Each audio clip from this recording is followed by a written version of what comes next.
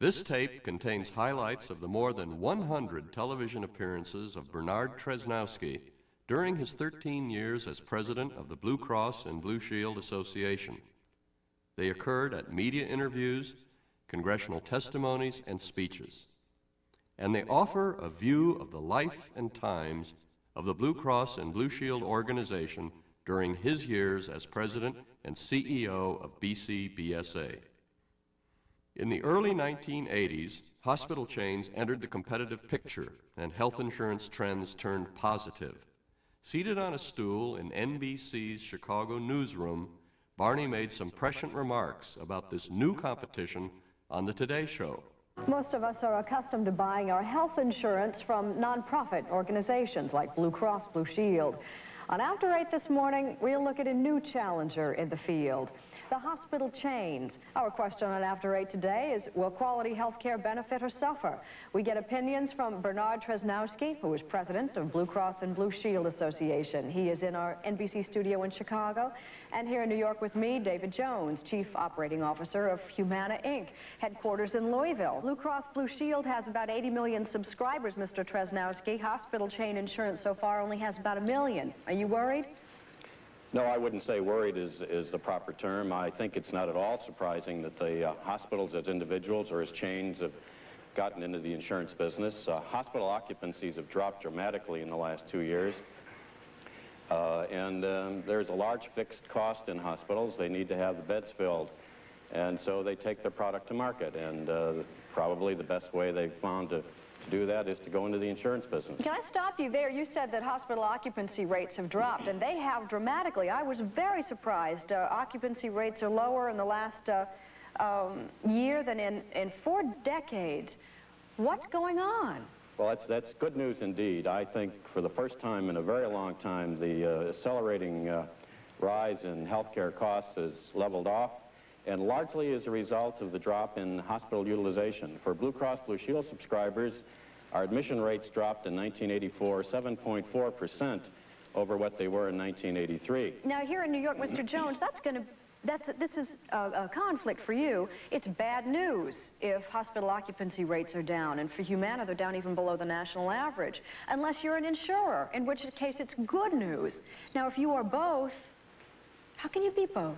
Mr. Tresnowski, they'll take high-risk patients. Shouldn't you be worried?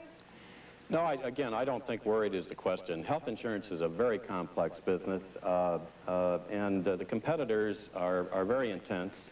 There is a lot of market segmentation going on in the health insurance industry today. Hasn't this already encouraged you to make discounts and rebates? Oh, listen, we've experienced very favorable trends. We offered to the government a rebate of $750 million in the federal employee program. Our rates have stabilized significantly. These are exciting times in the health insurance business and indeed for health delivery in the United States. That they are. Very interesting indeed. Thank you, Mr. Tresnowski. Mr. Jones here in New York. A threat to the Blues, arising in the mid-1980s, was the loss of their federal tax exemption. Barney argued eloquently against this before the Senate Finance Committee, and some compromises were reached in the final decision ending the exemption. The nation's Blue Cross and Blue Shield plans are unique. They work. For the Congress to turn its back on that record of performance would be a tragedy of enormous proportions. Clearly, there is no rational reason to tamper with the ability of Blue Cross and Blue Shield plans to serve communities across America, nor with the right of millions of Americans to secure affordable, quality health coverage through the private sector. Thank you very much. As the 1980s came to an end, times were still relatively calm, even friendly, with the electronic media as the subject of managed care moved to front and center. Barney Tresnowski is president of Blue Cross Blue Shield. He's been there 24 years, and he knows every single one of the 72 million people that Blue Cross Blue Shield covers, knows their wife's name, their husband's name, and their kid's name. Incredible, Barney. It's amazing. I wish I did. What's the concept, Barney, of managed care? Are insurance companies getting a little bit more involved in our coverage, dealing with the doctors and the hospitals? Now we're back, Ken, talking about what do we do about the problem of health care. And what everybody believes is that there's a question about the utilization of health services, whether it's driven by the consumer who wants more, or whether it's promoted by the doctor or the hospital who wants to sell more. There's a question of utilization in our society, and we've got to get a handle on that. And the concept of managed care simply means you manage the care before the care is received. You do it either in the framework of a health maintenance organization or the newest concept of preferred provider organization. PPO, yeah. As the decade of the 1990s began, health reform once more arose as a key issue. As it did, Barney reminded the media that all the players in health must assume responsibility. Barney, let's start with a baseline question. Do you believe that this litany of publicly expressed concerns about the insurance industry are overstated or on the mark? In short, is the insurance industry getting a bum rap? Oh, the short answer, Larry, is no, they're not. I think there is a real need for insurance market reform. But I would quickly say that in the context of total health care reform, everybody's got to change their behavior. Not only the insurance industry, but the consumer. The providers have to change their behavior. The buyer has to change their behavior. Government has to change their behavior. If we're going to go for true health care reform in this country, everybody's going to have to contribute. So back to your question, yes, the health insurance industry has to change, and I think change substantively in order to respond to what the American people are looking for. With the interest in health care reform increasing, there were advocates of the Canadian system, and Barney's views on this issue were sought. But the biggest U.S. insurer disputes that, saying Americans demand more from their health care system than Canadians. Does the Canadian plan fit the United States? There are reasons to believe that it doesn't. That our culture, what we've taught the American people by way of expectations in the receipt of health care services are really quite different than those of the Canadians. Single-payer, government-run systems had their advocates, including Congressman Marty Russo, who would lose his Illinois congressional seat in the next election. Critics of a government-controlled health care system fear placing too much control in the hands of bureaucrats. Under the Russo plan, there'd be no private insurance companies. The president of the nation's largest private insurer, Blue Cross Blue Shield, is Bernard Tresnowski. I think one could look at the Medicare program and understand the problems that it's had over the years. It is now a very, very expensive program. Government hasn't demonstrated that it can solve the problems of health care costs. In fact, there is some reason to believe that a government system would be less effective because a government system is inevitably political and not as amenable to the tough decisions that need to be made in terms of trade-offs, because it is inevitably political. The private sector gives you the opportunity to, particularly in a pluralistic competing system, to play one off against the other, and the private industry can make tough decisions because they can take the heat. They're not in the political environment. With health care reform becoming an issue in the 1992 presidential election campaign, Nightline held a special edition town meeting at the University of Chicago. And let us go immediately to one of our audience members here. A microphone over there. Yes, ma'am. I would like to know how in this country of ours we can sit here with people with no insurance. I was left a widow with 7 children, and after 2 years of my husband's insurance, they dropped us. I have a daughter that is uninsurable. What am I to do here? One of our guests here is Mr. Bernard Tresnowski, who's the Chief Executive Officer of Blue Cross Blue Shield. You may as well dive right in. As we sit here tonight, there are 100 million Americans who have Blue Cross Blue Shield cards in their pocket. Every one of them is non-cancelable, guaranteed renewable. That makes for a very expensive product on our part. The difficulty is we can't continue with that. We need insurance market reform. We need it very badly. What the American people are telling us is health care is unaffordable, and we need to do something about it. Blue Cross and Blue Shield can't do the job alone. The good news is today the president said some things which were very encouraging. He talked about insurance market reform, ideas that are long overdue, that need to be put into place today. We have to, as somebody said a moment ago, eliminate risk selection and move to cost management as the responsibility of the insurance carriers. If we do that, we'll go a long way to making health care more affordable to the American people. Do me a favor, if you would, and I'm not being snotty now. Put that into simple English for me. What does that mean? What it means simply is the insurance market has deteriorated in this country. It's deteriorated by risk selection, pre-existing condition clauses. What do you mean by risk selection? You go around and you skim the cream. You find the healthy people and you enroll those and leave the sicker people for somebody else, most often Blue Cross and Blue Shield, the insurer of last resort. You can't have a marketplace function like that. It needs to be equalized. The business practices have to be the same for all insurers. And we've promoted that. We've testified before the Congress on it. We think it's fundamentally essential that that be done. And that's what the President said today in his remarks. And that's where we've got to go. The failure of the West Virginia plan and other plan financial problems led to congressional and media inquiries in 1992, and media queries began to take a more critical tone. Blue Cross blames state regulators, particularly in the Northeast, for delaying needed rate hikes and allowing commercial insurers to take on the youngest, healthiest people. They're not obligated to have open enrollment, that is, take all comers, be the insurer of last resort, and not be able to select risks. Our competitors do. They so-called cherry-pick the market. They skim the cream, the better risks, and leave the worst risks to Blue Cross and Blue Shield.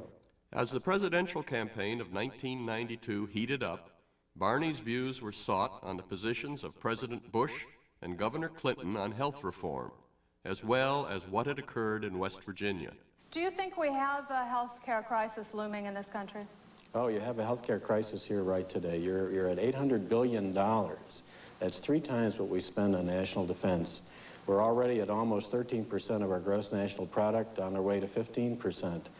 The costs of care are escalating beyond control, and we need to do something about it.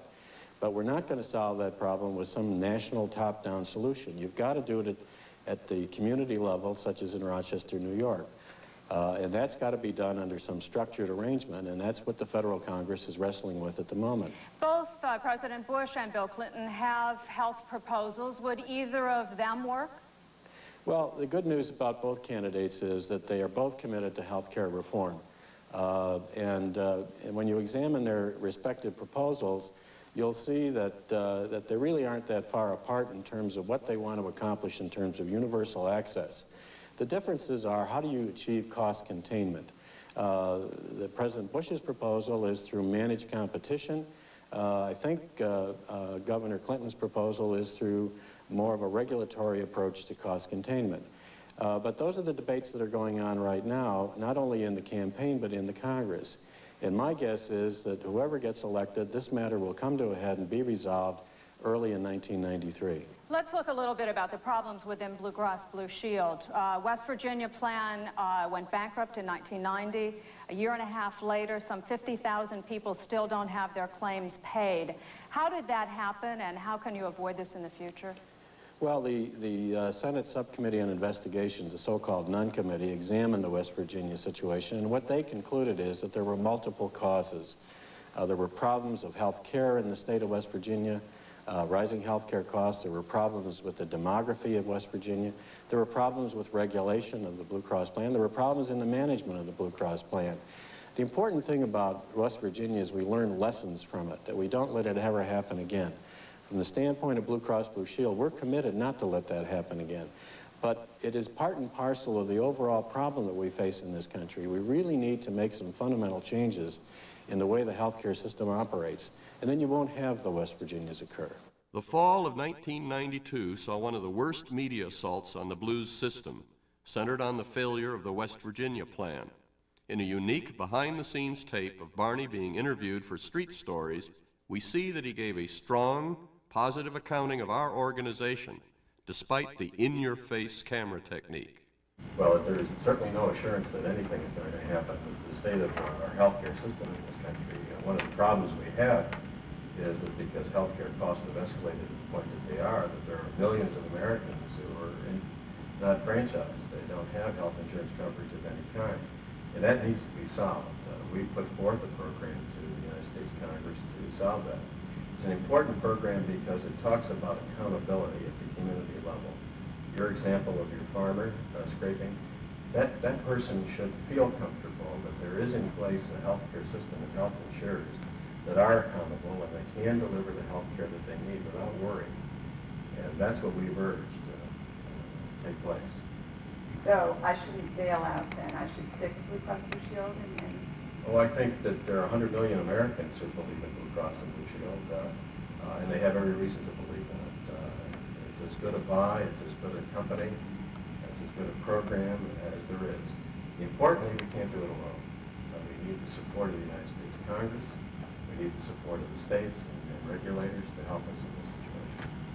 there's a piece that came up over the AP wires just today, and it's talking about the salaries of the executives in this case in the New York plan, and they lost the Empire plan reported a loss of $133.75 million in 1991, yet one vice president took a raise of 52%. What about these salaries? I'm not familiar with the Empire specific situation there, but I will tell you that we pay all of our employees, we try to, on a competitive level. We're in a very competitive industry, in a very competitive market for good people to do the right job. And all of that is based upon salary surveys to make sure that we're being fair to our employees. You have to understand that some of these executive salaries are related to the fact that our organization in the aggregate processes $128 billion a year. That's a very large corporation, a very large responsibility. Our salary surveys tell us that they're actually in the lower half of executive compensation. But are other insurance companies losing this kind of money? Oh, insurance companies are having trouble all over. There was an article in the paper today that mergers are going on, a sure sign that insurance companies are having difficulty. When the Street Stories report on the blues was presented, not 1 second of Barney's long interview with the program was used. Good evening and welcome to Street Stories. I'm Ed Bradley. In C-SPAN coverage of his speech to the Washington, D.C. Economics Club, Barney referenced the media attention and put the blues problems in their proper context, that of the overall healthcare system, which was in danger of a medical meltdown. Indeed, you're aware of the fact that the Senate Permanent Subcommittee on Investigations, chaired by Sam Nunn, is currently looked at the insolvency of the West Virginia plan and has gone beyond that in investigating the operation of some other Blue Cross and Blue Shield plans throughout the country. The investigation, I think it doesn't come as any surprise to you, has brought on an onslaught of media attention. And I'm here to tell you that it's the kind of attention that I don't particularly look forward to when I wake up in the morning, but nonetheless, there it is. But sometimes I think that it takes an event of stunning proportion to get the attention of people, to get the attention of the press, which it has, to get the attention of the public, to get the attention of policymakers, and if you will, bring us face to face with the reality, however painful that may be. And even though today we're in Blue Cross Blue Shield receiving the brunt of the publicity, there is now, as the excitement about that begins to take on a little different dimension, there is increasing recognition in the media, I think in the Congress and in the streets of America, that it's not just the Blue Cross Blue Shield that's the problem, that simply is a symptom of an industry-wide illness that is causing much of what we're faced with, and it needs to be dealt with, and it needs to be dealt with soon, or else we're faced with a medical, as some people have called it, a medical meltdown. Following President Clinton's inauguration, the issue of a single-payer approach to reform gained new interest and gave Barney an opportunity to stress the proper roles in a public-private partnership and his belief in the discipline of the marketplace. There are a number of people who think that the real way to solve the health insurance problem is to have a single-payer system. Right. If there's a single-payer system, you're out of business, aren't you? I have to say to you, I don't think it would be wise public policy to take an $800 billion industry, now inching up to $1 trillion, moving it from the private sector onto the government tax rolls. I don't think the president believes that, and I don't think the Congress wants that to happen. There is advantage in a public-private partnership. The government does have a role to play. It's not to operate the system, it's to regulate the system, to make sure that the market forces that exist work effectively. There's no question in my mind or a lot of people's minds that the market can be tougher on the players than any bureaucrat will ever be. And that's the kind of system that we've got to evolve in this country, and I think that's what the President's going to propose. Mr. Tresnowski, thank you very much. You're welcome. As Hillary Clinton's task force got to work, discussions moved to what might be in its final proposal and the players' reactions to this. Once C-SPAN got the speakers right, Barney presented some insights as to what might happen to the Clinton proposal. We have two guests who are experts on health insurance. Our first guest I want to ask about is Barney Tresnowski, who is the President and Chief Executive Officer of Blue Cross Blue Shield. And where's home, by the way?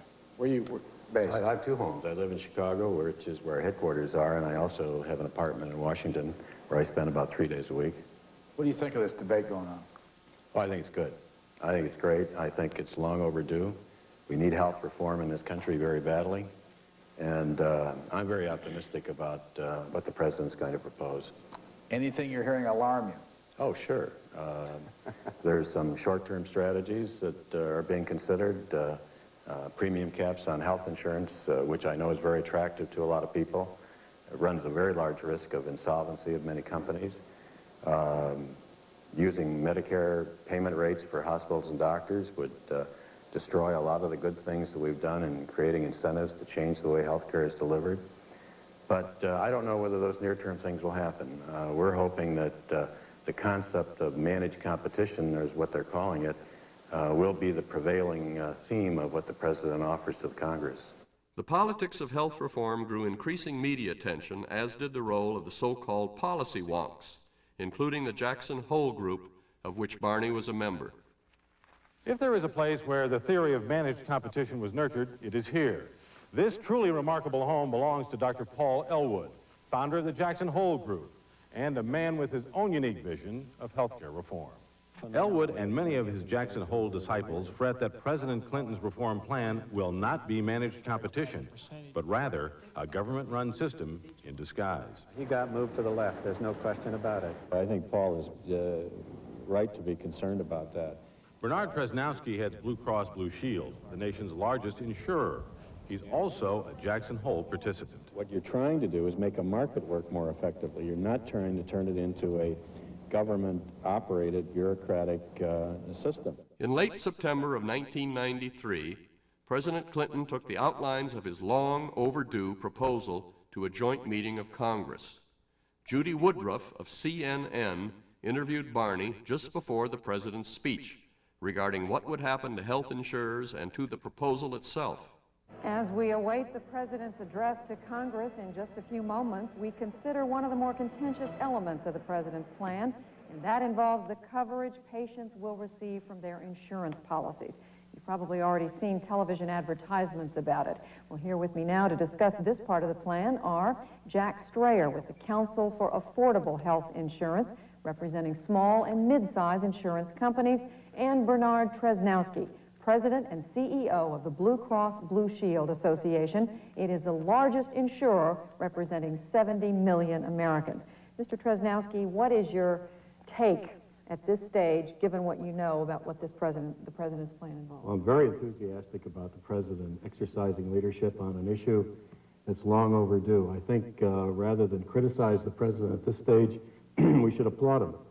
That doesn't mean that what he sends up to the Hill tonight or tomorrow is going to be what comes out on the other end.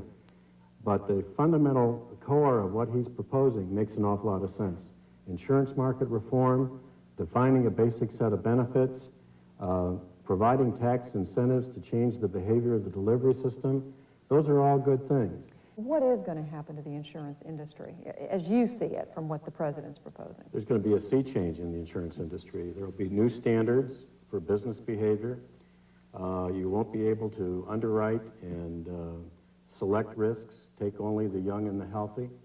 Which is what is happening Which is what's happening today because of the competitive nature of the marketplace and the fact that you're using casualty insurance principles for health coverage, which is not amenable to that. But you're going to see a fundamental change. You're going to see a lot of current carriers say they don't want to play in that market anymore. In his last congressional testimony as CEO of the association, Barney finally got his chance to appear before the Senate Permanent Subcommittee on Investigations in August of 1994. As the Bible says, it is better to give than to receive, and Barney had his chance to set the record straight before closing this seemingly endless series of hearings on the blues.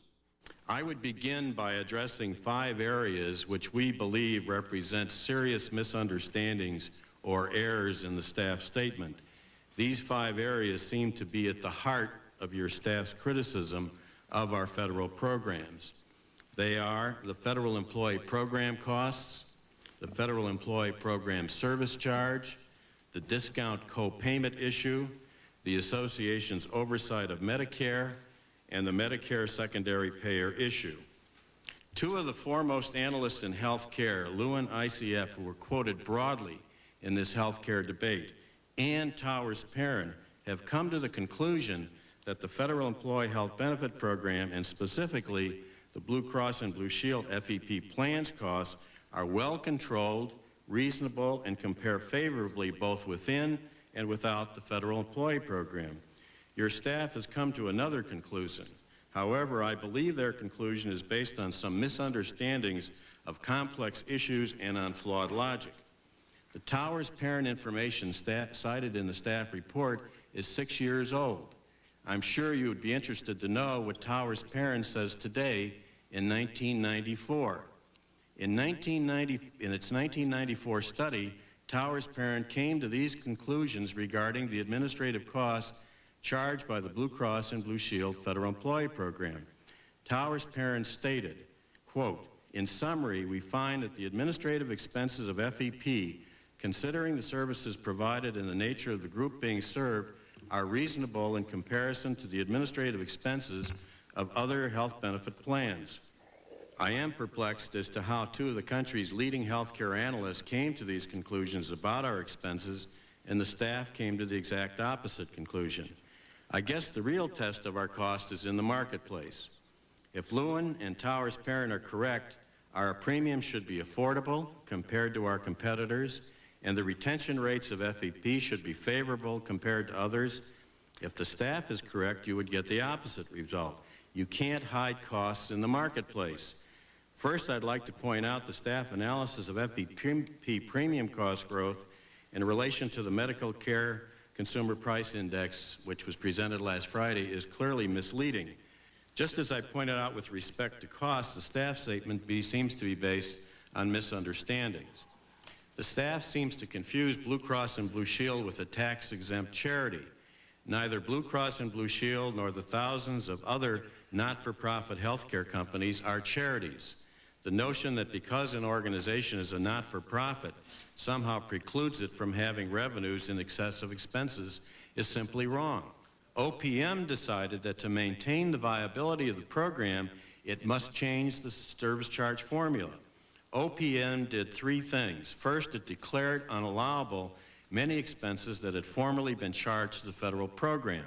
Second, it changed the service charge formula to provide enough funds to make up for those previously unallowable expenses.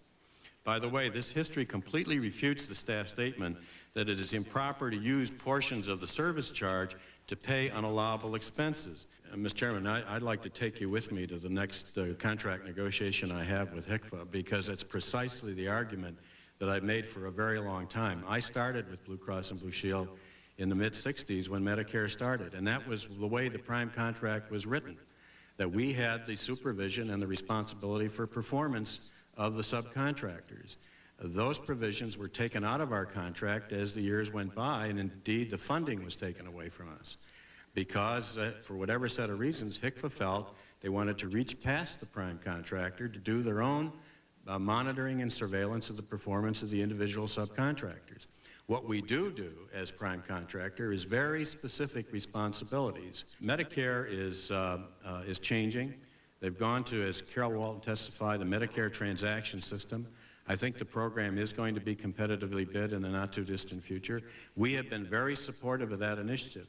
Quite frankly, we would prefer to participate in the Medicare program as the provider of managed care benefits to the Medicare beneficiary. What's happened over 30 years has been a good program. It's served the American people well, but it's over with now. We need to go and redirect our attention to a new way of... So you would agree with injecting more competition in it to Absolutely. begin with? And more accountability? We've told HIC for that. Well, I'm glad to hear that, because I hadn't been exposed to it nearly as much as you have, but I've concluded that you can inject a whole lot more competition in the way it's run, and with competition should come accountability. Well, you've got one government agency, HICVA, I'm told, that says it's a conflict of interest for you to monitor the performance, and you got another government agency, OPM, that says you should monitor the performance. No, I don't think HICVA says it's a conflict of interest. I think HICVA just... That's what they told us. They've never told me that. Well, I'm not sure I understand it, but I mean, they've said that. I think the real measure of an organization, though, is not that it makes mistakes or that it has errors in judgment, but what does it do about it? And what I'm reporting to you today is that we've taken very seriously what your committee has identified and committed ourselves to correct past practices and go forward to really reestablish the confidence and credibility of Blue Cross Blue Shield, which we still enjoy among the American people, and we're committed to accomplishing that. Mr. Chairman, thank you very much for the opportunity to present this statement, and we stand ready to answer any questions you may have. Thank you, Mr. Tresnowski. Let me yield to Senator Cohen for the first round of questions. Thank you, Mr. Chairman. Thank you, Mr. Tresnowski. I think you've given a very lengthy and vigorous response to the staff report that we received last Friday. Yeah, Mr. Chairman, I totally agree with you. I think your investigation, your hearings over the last 3 years has had an effect. And, I think we'll close on that note. These excerpts, while not encyclopedic, provide a glimpse of the life and times of the Blue Cross and Blue Shield organization and how it was seen by the mass media during the Tresnowski years.